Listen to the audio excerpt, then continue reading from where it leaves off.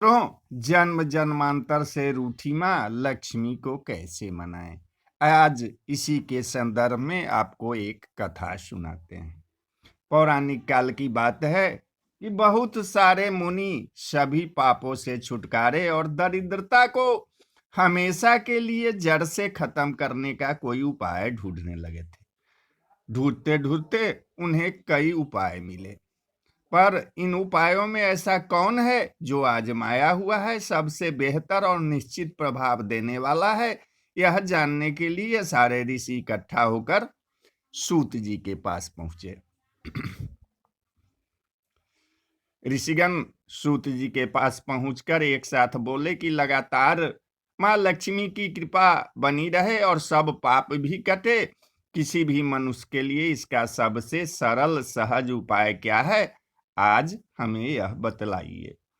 सूत जी बोले कि सब शास्त्रों ग्रंथों का मंथन कर और बार बार विचार कर मैं जिस फैसले पर पहुंचा हूं उसे सुनो। अगर कोई खाते पीते, सोते जागते, आंख मीचते, यानी कि भाव कुभाव अनख आलस हूं, नाम जपत मंगल दिशि दस हूं, आराम करते भगवान का नाम जपता रहे तो सभी पापों से छूट जाता है। ऐसे मनुष्य से लक्ष्मी जी इस कदर खुश होती है कि दुसह पत्नी दरिद्रता को उस व्यक्ति को छोड़कर भागना ही पड़ता है। तो आइए, वो मंत्र क्या है, सूत जी क्या कहे। तो सूत जी नाम जपने के लिए 12 अक्षर वाला मंत्र, जिसे द्वादश अक्षर मंत्र कहते हैं, बताए। ओम नमो भगवते वासुदेवाय ही सबसे उत्तम मंत्र है। जो लोग जनेऊ या यज्ञो पवित्र पहनते हैं उन्हें चाहिए कि वे पहले ओम लगाए, जबकि जो जनेऊ नहीं पहनते हैं वे पहले श्री लगाकर यह मंत्र जपे। यह मंत्र अचूक असर वाला है। आप लोगों को इस मंत्र जाप के प्रभाव से जुड़ी एक कथा भी सुनाता हूं, ध्यान से सुनिए। एक ब्राह्मण को कोई संतान न थी। कठिन तपस्या और लगातार प्रार्थना के बाद एक बेटा पैदा हुआ। ब्राह्मण ने उसका नाम ऐतरेय रखा। सही समय पर उसके संस्कार पूरे कर उसे पढ़ने भेजा गया। आश्रम और वहां गुरुजी की तमाम कोशिशों के बाद भी कुछ साल बाद तक ऐतरेय लिख लोढ़ा पढ़ पत्थर ही रहे। इसके बाद पिता उसे पढ़ाने बैठे, किंतु बच्चे की जीभ ही नहीं हिलती, वह कुछ बोल ही नहीं पाता था। ऐतरेय की जीभ केवल ओम नमो भगवते वासुदेवाय, बस इस मंत्र को ही बोल पाती थी। इसके अलावा उसकी जीभ से और कोई शब्द न निकलता और न कोई बोल फूटते। पिता पढ़ाकर थक गए। निराश होकर उसके पिता ने दूसरा विवाह किया।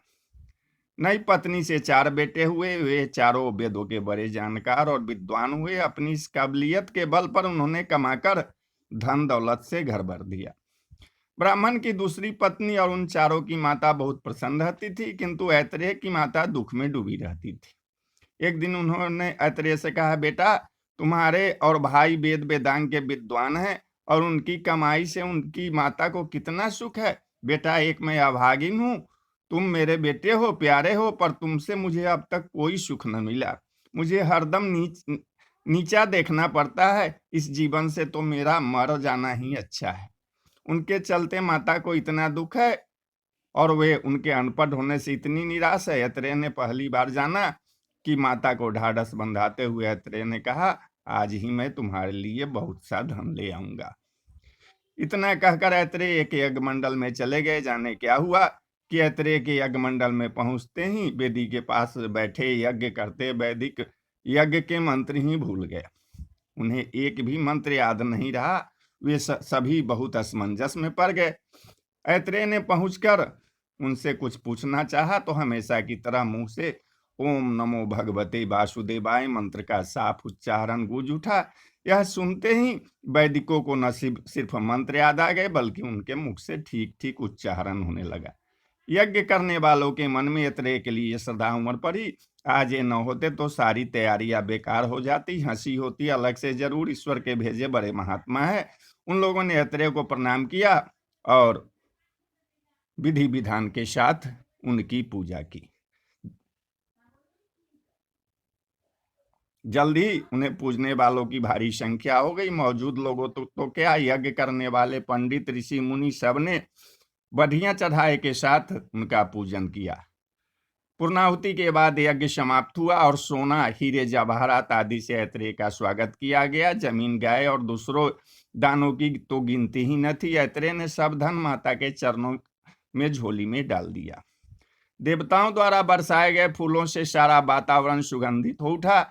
ऐत्रेय के पूर्व जन्म के सारे पाप कट गए और जीवन भर लक्ष्मी की कृपा बनी रही। 12 अक्षरों वाला यह द्वादशाक्षर मंत्र का जप सचमुच बहुत प्रभावशाली है। तो बोलिए जय माता लक्ष्मी, जय श्री हरि विष्णु।